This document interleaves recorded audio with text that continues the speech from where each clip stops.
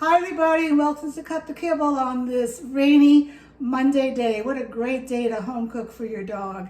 I've been home cooking for Miss Bella since she's 7 months old with the good graces of my vet, and she will be 13 in like 2 months and always gets great blood tests, their complete blood counts. So I'm doing something right. I'm not a vet, but I do a lot of research, and like I said, I've been home cooking for 13 years. Today I want to share with you a turkey recipe, and in the comments I will add a link to my newsletter that is free, which will have the entire recipe with measurements, because all of you have been wanting that, and I'm going to be sharing it now, and it's all free. My goal is to reach out to people that are on the fence about getting off a kibble and teach them how they too can home cook for your dog, to have your dog have a healthier life. I don't do grains, meaning I don't do rice, I don't do barley, I do oats only in my homemade treats, and I don't do white potatoes or peas or carrots. All that stuff is not good for a homemade diet. So follow along as you see what I do. Okay, the first thing I did is I got 2 pounds of ground turkey, and I sauteed it in a pan with 1 or 2 garlic cloves. And it's all cooked up here. Let me show it to you. Then you put it through the food processor, so it's all cooked up and it's through the food processor. All my food goes in the food processor so it's evenly distributed. And I need to give Miss Bella some because I'm doing my videos a little differently now, and she expects a little food. So now I'm going to turn my food processor, no, my phone a little bit. And here's my food processor. The reason I had to put the turkey in there, if you're cooking 2 pounds of beef or 2 pounds of protein, you cannot put all the veggies and the protein together. This is like a 14 cup food processor. So if you're cooking for a big dog, you're going to be, taking things out and putting things in. So now, again, my recipe is on the newsletter in the comments, like I said. But now what I'm going to add to the processor is I have Brussels sprouts, asparagus, shiitake mushrooms, and collard greens, and butternut squash, which is 30% of the recipe. Alrighty. Now to that, I'm going to add my seaweed calcium. I've been using Animal Essentials for the past 12 or so years. I like it because there's no guesswork in it. The directions say to add 1 teaspoon per pound of protein. So I have 2 pounds of protein, so I'm going to add 2 pounds of calcium. I just cringe when I hear people home cooking and they don't use calcium. This is a must. You must use a calcium supplement in your food. And now I gotta shut off for a second and grab another supplement. Okay, so now I'm going to add Cut the Kibble Omega Booster. The recipe will be at the bottom of the recipe in the newsletter.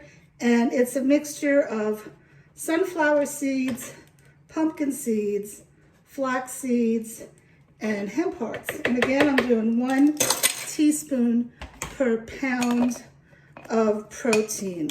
And I calculate the protein just with the base of the protein, which today is turkey. I'm going to be adding some more, you can call it protein, I guess. This is beef heart, beef liver, mussels, and a can of sardines. And for those of you who are old to my channel, I'm doing something different. This is the baby food processor. You see how big it is? I'm mixing everything up in the baby food processor because the heart just doesn't mix up well in the big food processor. And whoops, she may see that. I just put some down there. There's some on the counter, Bella, if you want to lick it. And the whole thing, you want everything to be evenly distributed because you're weighing everything out. Why don't you eat that? See that? And there's some more over here. So, to this, I'm going to add some water. And I'm actually going to put water in this little food processor, mix that all up. Okay? And all I'm going to do now is mix this. Your food processor is your friend. All right? Let's see.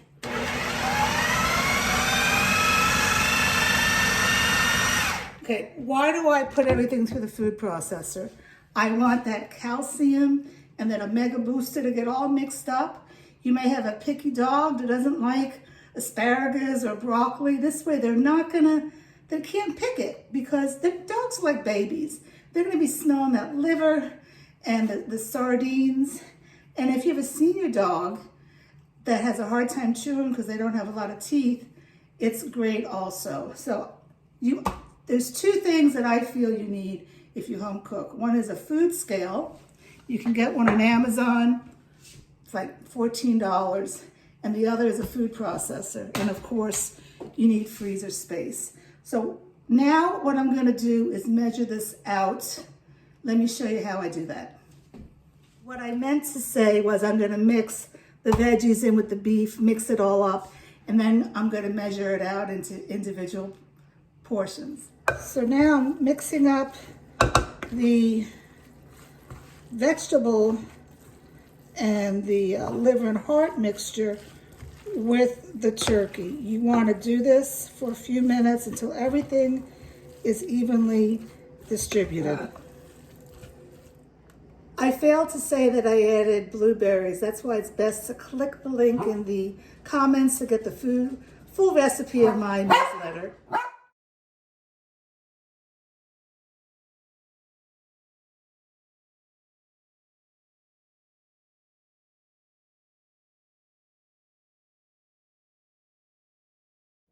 Okay, what you just saw was I got my food scale and I weighed out 4 ounces because that's how much Bella gets. She gets fed twice a day.